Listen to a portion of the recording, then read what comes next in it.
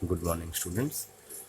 Come to the next part of revision exercise. Today we are going to discuss question number 2. Question number 2 कह रहा है a second order system has a damping factor of 0.3 and an undamped natural frequency, that is omega n. Undamped natural frequency of 10 radian per second, keeping the damping factor the same if the undamped natural frequency is changed to 20 radian per second. Locate the new poles of the system. What can you say about the response of the new system? ये दूसरे type का question है जो आपने पहले किया था, उसमें आपको मैकेनिकल सिस्टम गिवन था, उसका आपको रिस्पॉन्स फाइंड आउट करना था। यहाँ आपको सीधे गिवन है कि सिस्टम सेकेंड ऑर्डर सिस्टम है, उसका डैम्पिंग फैक्टर आपको गिवन है 0.3। ठीक है ना। अब हम चेंज क्या कर रहे हैं, हम चेंज कर रहे हैं इसमें natural frequency of the system. ठीक, तो अब देखो उससे आपके सिस्टम में क्या चेंज आता है। तो गिवन है हमारे पास पहली natural frequency omega n1 which is 10 radian per second, और दूसरी natural frequency omega 2 is equal to 20 radian per second. Okay, चूँकि नेचुरल फ्रिक्वेंसी को ओमेगा n से रिप्रेजेंट करते हैं, इसलिए पहला नाम हमने दिया ओमेगा n1 और दूसरा नाम हमने दिया omega n2।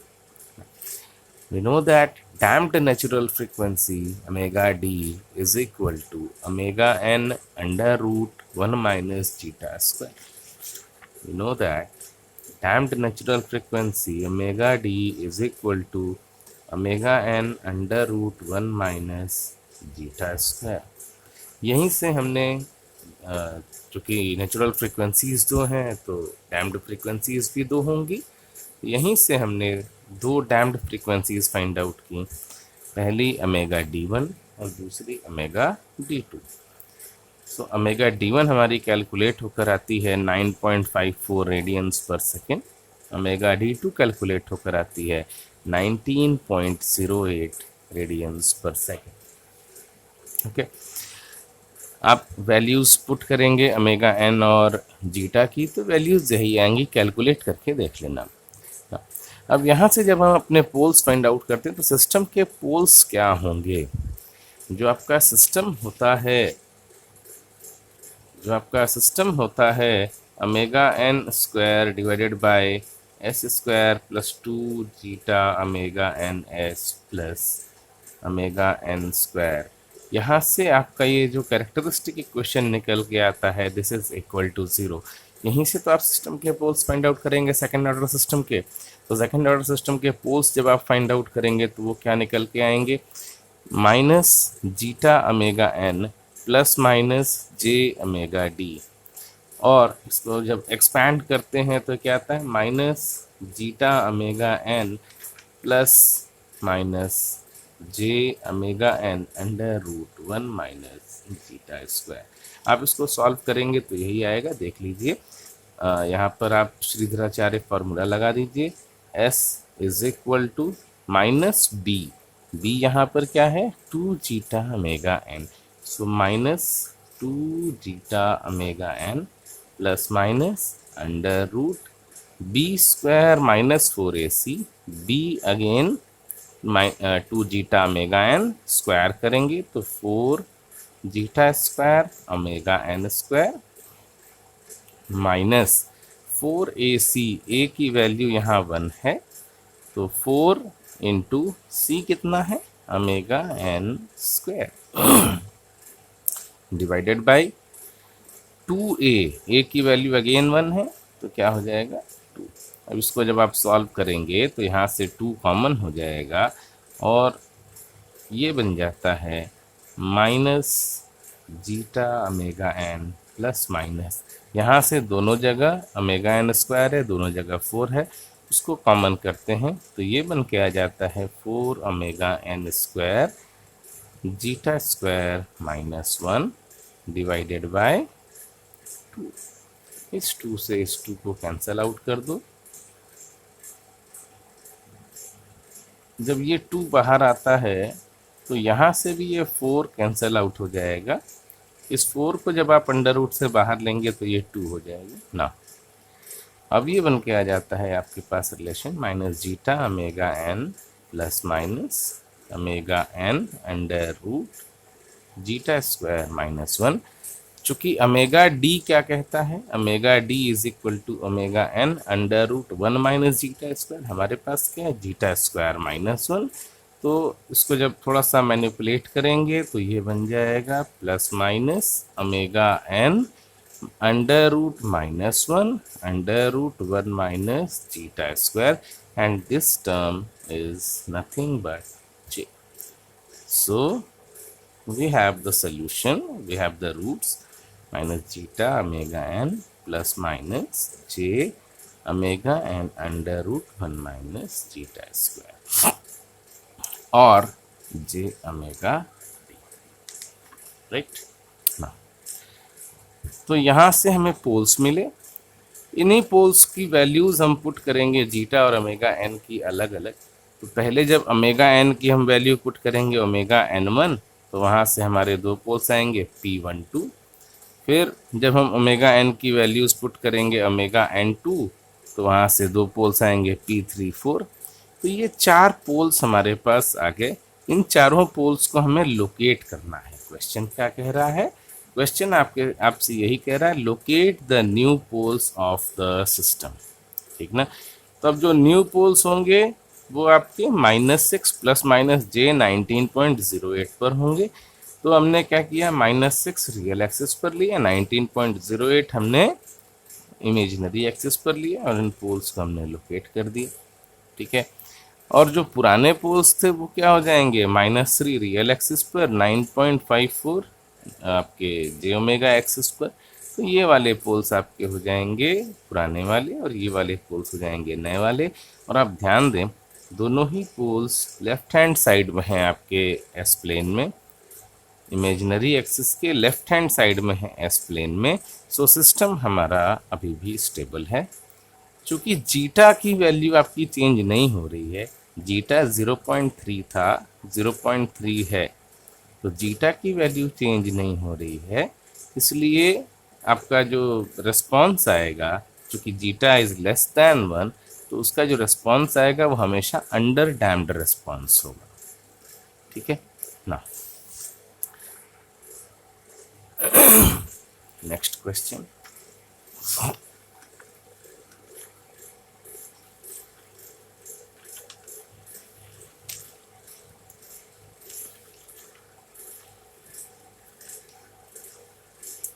Come to the next question. Next question हमारा है, देखो किस टाइप का है, बहुत सिंपल क्वेश्चन है। यहाँ पर गिवन है आपको impulse response of a first order system is given by, ये impulse response given है, मैंने आपको पहले ही बताया हुआ है। जब हम लास्ट सेमेस्टर क्लास ले रहे थे डीएसपी का, तो उसमें भी मैंने आपको बताया था कि अगर आप इम्पल्स रिस्पॉन्स लेते हैं किसी भी सिस्टम का, तो वो इम्पल्स रिस्पॉन्स आपको क्या बताता है, इम्पल्स रिस्पॉन्स आपको वही सिस्टम देता है, सिस्टम की प्रॉपर्टी बताता है, मीन्स वो आपको ट्रांसफ़र फंक्शन देगा। क्लियर है। तो चूंकि ये टाइम डोमेन में है, आप इसी को जब फ्रीक्वेंसी डोमेन में लेंगे तो वही आपका ट्रांसफ़र फंक्शन होगा। इट मीन्स आप जब इसका लाप्लास ले लेंगे तो वो आपको क्या मिल जाएगा, वहाँ से ट्रांसफ़र फंक्शन। तो पहला स्टेप हमारा क्या होगा, चूँकि आपको फाइंड आउट क्या क्या करना है ये देख लीजिए। टाइम कांस्टेंट टी आपको फाइंड आउट करना है, डीसी गेन के आपको फाइंड आउट करना है, ट्रांसफ़र फंक्शन आपको फाइंड आउट करना है और स्टेप रिस्पॉन्स फाइंड आउट करना है। तो इन चारों को फाइंड आउट करने के लिए हमें ट्रांसफ़र फंक्शन चाहिए होगा। डीसी गेन क्या है, डीसी गेन और टाइम कांस्टेंट, जैसा कि आप जो स्टैंडर्ड फर्स्ट ऑर्डर सिस्टम देखते हैं या सेकेंड ऑर्डर सिस्टम देखते हैं, तो अगर फर्स्ट ऑर्डर सिस्टम देखेंगे तो वो कैसा होता है, k divided by 1 plus st 1 1 plus ST2, इस टाइप का आपका सिस्टम बढ़ता चला जाता है। फर्स्ट ऑर्डर ये रहा, अगर सिर्फ इतना रहता है, ये दोनों आ जाएगा तो सेकंड ऑर्डर, ऐसे ही बढ़ जाएगा तो थर्ड ऑर्डर, इस टाइप से आपका सिस्टम चलता चला जाता है। तो यहाँ जो ये K है, यही क्या है आपका DC गेन, और ये जो T1 T2 ये हैं, ये क्या है, टाइम कॉन्स्टेंट्स। ओके, ये है टाइम कॉन्स्टेंट्स। तो इन सबको फाइंड आउट करने के लिए सबसे पहला स्टेप क्या होगा कि आप ट्रांसफ़र फंक्शन फाइंड आउट करें। तो ट्रांसफ़र फंक्शन फाइंड आउट करने के लिए देखिए हमें करना कुछ नहीं है, ये जो CT है, जो आपको रिस्पॉन्स गिवन है, इम्पल्स रिस्पॉन्स गिवन है, इसी इम्पल्स रिस्पॉन्स का आपको लाप्लास ले लेना है, और लाप्लास लेते ही आपके पास क्या आ जाता है, ट्रांसफ़र फंक्शन। देखिए इसका लाप्लास हमने लिया, लाप्लास लिया तो क्या आ जाता है, 3 डिवाइडेड बाई एस प्लस 0.5, इसके साथ मल्टीप्लाइड रहा होगा डेल्टा एस, हमने डायरेक्टली उस डेल्टा एस को यहाँ कर दिया। एक्चुअली डेल्टा एस का जो इन्वर्स लाप्लास होगा वो कितना होगा, उसका इन्वर्स लाप्लास हमेशा 1 होगा, क्योंकि डेल्टा टी का लाप्लास हमेशा 1 ही होता है, ठीक ना। तो इस वजह से हमने लिखा भी है कि हमारा इम्पल्स रिस्पॉन्स है, इसका मतलब है कि इम्पल्स फंक्शन हमने इनपुट में दिया हुआ है और वहाँ से हमें इम्पल्स रिस्पॉन्स मिल रहा है। तो इम्पल्स फंक्शन क्या है, डेल्टा टी। ओके, और डेल्टा टी का लाप्लास क्या बनेगा, 1। तो सी एस बाई 1 लिखें या C S by delta S लिखें, कोई फ़र्क नहीं पड़ता है। C S by delta S is equal to 3 divided by S plus 0.5, जो कि स्टैंडर्ड फॉर्म हमारा होता है k divided by 1 plus S T का। तो हम इसी फॉर्म में इसको चेंज करेंगे। यहाँ से चेंज करने के लिए क्या करेंगे, इस जगह जो वैल्यू है, इस वैल्यू को हमें 1 बनाना है, इसको हम कॉमन कर लेंगे और उसको सॉल्व करेंगे तो क्या बन जाएगा, 6 divided by 2s plus 1। Now, on comparing with this transfer function with our standard first order function, transfer function, standard first order transfer function क्या है, k divided by 1 plus S T. इसको जब आप कंपेयर करते हैं इन दोनों को, तो यहाँ से आपको क्या मिलेगा कि k इज इक्वल टू 6, सीधा सीधा दिख रहा है, ये t इज इक्वल टू 2, ये भी सीधा सीधा दिख रहा है। तो ये t है टाइम कांस्टेंट, जो आपको पहला पार्ट फाइंड आउट करना था।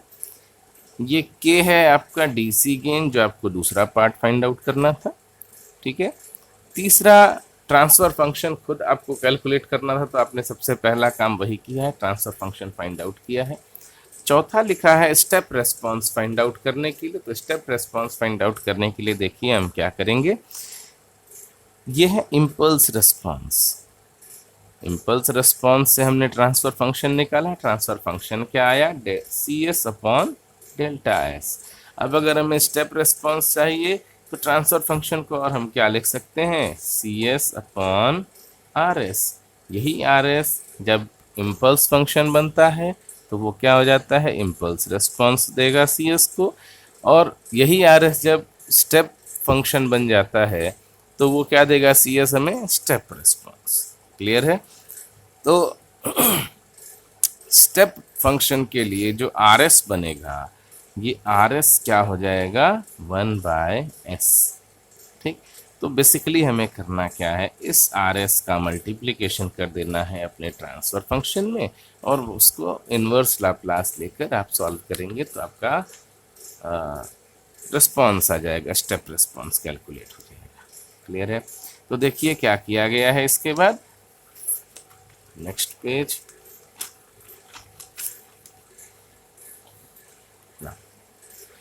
Look, R S is equal to 1 by S, यह है स्टेप फंक्शन का लाप्लास।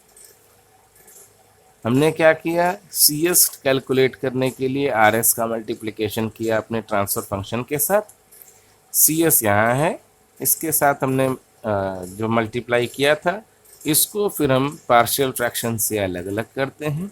पार्शियल फ्रैक्शन की वैल्यूज़ हमने कैलकुलेट की, ये आपने बहुत बार सॉल्व किया होगा पार्शियल फ्रैक्शन कैलकुलेट करना। अगर नहीं समझ में आता है तो एक बार कमेंट करिएगा, मैं उसको सॉल्व करके बताऊंगा। इसका जो आप इन्वर्स लाप्लास लेंगे, इन्वर्स लाप्लास क्या होगा, चूंकि ये 1/s है तो ut का होता है 1/s, तो यहाँ से क्या आ जाएगा 6 या 6 ut। जनरली हम ut नहीं लिखते हैं, प्रैक्टिस में हम ut नहीं लिखते हैं, मान लेते हैं कि हमारा जो रिस्पॉन्स है वो एट टाइम ग्रेटर देन 0 पर ही है, ठीक है। तो हम ut जनरली नहीं लिखते हैं, हम मान लेते हैं कि वो ut है, ठीक। सो रिस्पॉन्स क्या है आपका 6 minus 6 e raise to minus 0.5t, ठीक ना। क्योंकि हमें पता है कि अगर फंक्शन हमारे पास E raise to minus A T करके हो और इसका अगर हम लाप्लास कैलकुलेट करेंगे तो इसका लाप्लास क्या आएगा, इसका लाप्लास आएगा 1/s प्लस ए। तो इसी प्रॉपर्टी का यूज़ किया है हमने, और इस प्रॉपर्टी का यूज़ करके जब हम इन्वर्स लेंगे तो यहाँ से हमें ये सी टी मिल जाता है। क्लियर, इतना ही हमें कैलकुलेट करना था, रिस्पॉन्स ही निकालना था, रिस्पॉन्स आपके सामने आ गया। अगले टाइप का क्वेश्चन देखो क्या कह रहा है। A system has a transfer function of hs is equal to, अच्छा कई बार ट्रांसफर फंक्शन को cs ओवर rs से दिखाते हैं, कई बार hs से दिखाते हैं, कई बार gs से दिखाते हैं, तो अलग अलग बुक का अपना अपना नोटेशन है। तो क्वेश्चन किसी भी टाइप से पूछा जा सकता है, लेकिन चूंकि यहाँ लिखा हुआ है ट्रांसफर फंक्शन तो उसके आगे अगर gs भी लिखा है तो आपको कंफ्यूज नहीं होना है ओपन लूप ट्रांसफर फंक्शन और क्लोज लूप ट्रांसफर फंक्शन में। अगर system has a transfer function लिख रहा है इसका मतलब है कि ये क्लोज लूप ट्रांसफर फंक्शन के बारे में बात हो रही है, ठीक है। So close loop transfer function आपको गिवन है, कितना दिया हुआ है s+2 divided by s+1 multiplied by s+3 multiplied by s+4। Find its poles and zeros, its DC gain and its response to a unit step input। बिल्कुल वैसा ही question है जैसा पिछला क्वेश्चन था, बिल्कुल वैसा ही है जैसा पिछला क्वेश्चन था, ठीक है। तो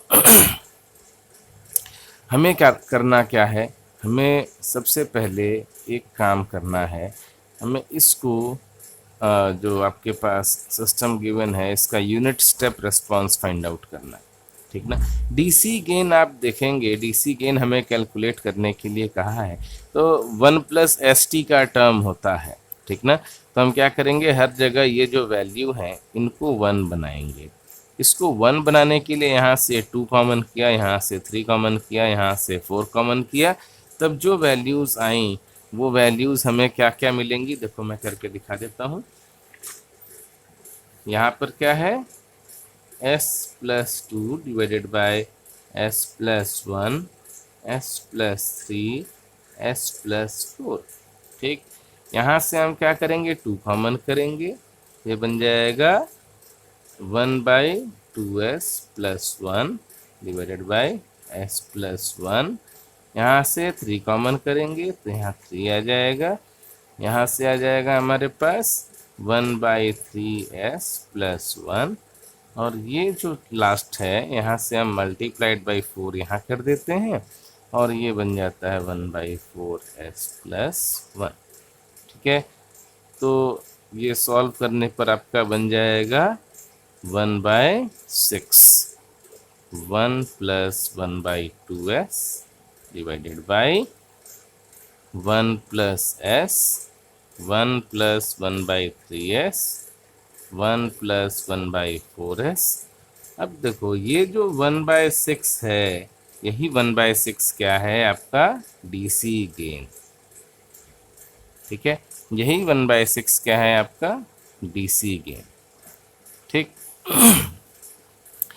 इसको सॉल्व करने का एक और तरीका था डीसी गेन कैलकुलेट करने का। डीसी गेन क्या है, gain at frequency 0, gain at frequency 0। तो फ्रीक्वेंसी टर्म कहाँ है, इसी एस में है, तो बेसिकली हम क्या करते हैं इस एस को 0 पुट कर देते हैं। अब एस को 0 पुट कर देने से क्या हो जाएगा, देखो सॉल्व करके देखो, यहाँ पर एस को 0 पुट किया, यहाँ पर एस को 0 पुट किया, यहाँ पर एस को 0 पुट किया और यहाँ भी एस को 0 पुट किया। जब इन सब जगह एस को 0 पुट करोगे तो यहाँ से क्या आ जाएगा 2 डिवाइडेड बाई 1 × 3 × 4, और उसको सॉल्व करने पर निकल के आता है 1/6, वही वैल्यू है जो अभी आ रही थी ना। Poles and zeros find out करना है, तो इसके जीरोस कितने, एक ही जीरो है -2 पर। पोल्स कहाँ कहाँ है देखो, एक -1 पे है, एक -3 पे है, एक -4 पे है। पोल्स कैसे फाइंड आउट करते हैं, जो हमारा डिनोमिनेटर पार्ट है उस डिनोमिनेटर पार्ट को जब हम जीरो के इक्वल करते हैं तो उससे क्या होता है, पोल्स निकल के आता है। अब इस पार्ट को जब आप जीरो के इक्वल करेंगे तो या तो s+1 जीरो होगा, या s+3 जीरो होगा, या s+4 जीरो होगा, जो इन तीनों को जीरो बना देगा, या ये तीनों जीरो होंगे। तो हम अलग अलग एक एक करके इन तीनों को जीरो के इक्वल करते हैं तो एक वैल्यू आती है s इज इक्वल टू -1, एक वैल्यू आती है s इज इक्वल टू -3, एक वैल्यू आती है s इज इक्वल टू -4। ठीक ना। पोल्स वो पॉइंट हैं जहां पर आपका फंक्शन इनफाइनाइट को टेंड करे। पोल्स वो पॉइंट हैं जहां पर आपका फंक्शन इनफाइनाइट को टेंड करे, और इनफाइनाइट को टेंड करने का मतलब है कि डिनोमिनेटर पार्ट आपका ज़ीरो हो जाए। ठीक है, तो इनको हम ज़ीरो के इक्वल करके पोल्स फाइंड आउट करते हैं। ज़ीरोज़ ज़ीरोज़ वो फंक्शन वो पॉइंट्स हैं जहां पर आपका फंक्शन ज़ीरो हो जाता है। क्लियर, ज़ीरोज़ वो पॉइंट्स हैं जहां पर आपका फंक्शन ज़ीरो हो जाता है। तो हम इस ऊपर वाले पार्ट को अगर ज़ीरो कर दें तो पूरा फंक्शन ज़ीरो हो जाता है। ठीक है, इसको ज़ीरो के इक्वल कर देंगे तो s की वैल्यू क्या आ जाएगी, -2। तो -2 पर आपका एक ही ज़ीरो है और कोई ज़ीरो नहीं है ना। यूनिट स्टेप रेस्पॉन्स आपको फाइंड आउट करना है, तो उसके लिए जैसा हमने पिछला क्वेश्चन किया था, जैसे यहाँ पर आपने किया था CS is equal to RS into transfer function, वही काम यहाँ भी करना है। CS is equal to RS into transfer function. देखो RS हमारा ये है 1/s, इसका हमने मल्टीप्लाई कर दिया है आपके इस ट्रांसफर फंक्शन के साथ। ठीक ना। अब इसको जब हम पार्शियल फ्रैक्शन करके सॉल्व करते हैं तो पार्शियल फ्रैक्शन आता है आपका, मैं पूरा पार्शियल फ्रैक्शन नहीं कर रहा हूँ यहाँ पे मैंने अलग से सॉल्व किया था, वो आपको दिखा रहा हूँ। सारी वैल्यूज 1/6 में आई हैं, कुछ साइन चेंज हुए हैं, तो आपका जो CS आ रहा है फाइनल वो क्या आ रहा है, 1/6s minus 1/6s+1 minus 1/6s+3 plus 1/6s+4। ठीक है, अब इसका जब इन्वर्स लाप्लास लेंगे तो इन्वर्स लाप्लास आपका जो निकल के आएगा वो आएगा, देखिए CT इज इक्वल टू 1/6, इसका 1/s का 1, 1/s+1 का e⁻⁻t, 1/s+3 का e⁻3t, 1/s+4 का e⁻4t। यही आपका फाइनल रिस्पॉन्स है। इसको जब आप प्लॉट करने चलेंगे तो ये प्लॉट आपका कुछ इस टाइप का आएगा। ठीक है, इसमें t की वैल्यूज़ पुट करते जाएंगे, कुछ वैल्यूज़ पुट करेंगे, जैसे यहाँ हमने 6 तक लिया है तो 6 तक वैल्यूज़ पुट करिए और उसको एक प्लॉट बना दीजिए, प्लॉट इसी टाइप का आएगा। ठीक, आज के लिए वीडियो यहाँ स्टॉप करते हैं।